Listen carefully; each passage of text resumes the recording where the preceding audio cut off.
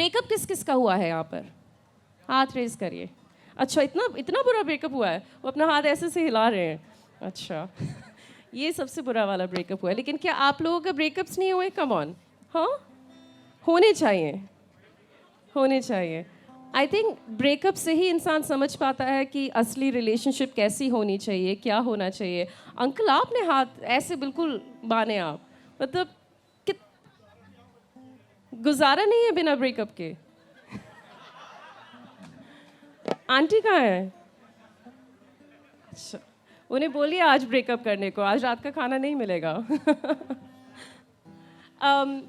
तो कहते हैं कि आज़ादी तब पता चलती है जब आप कभी बिना आज़ादी के रह चुके हो।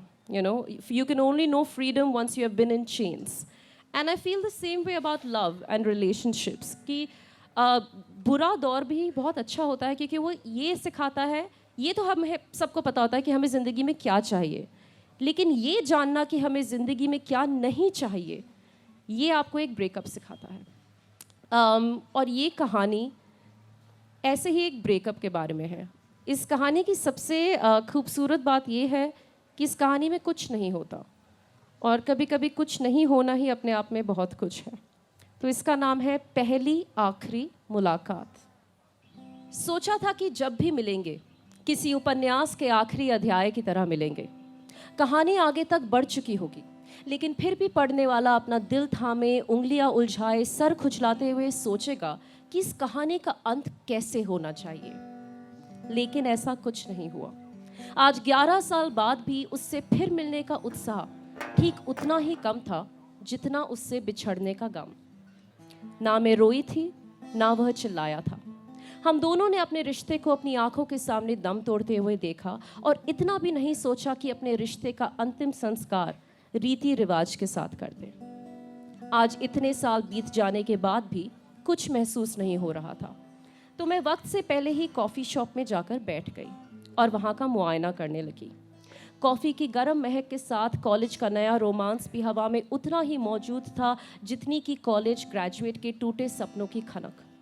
मेरी बाई और कोने में एक अधेड़ उम्र का आदमी अपनी कॉफ़ी में ऐसा लीन था जैसे अपनी खोई हुई जवानी को गर्म दूध में घोलकर पी रहा हो।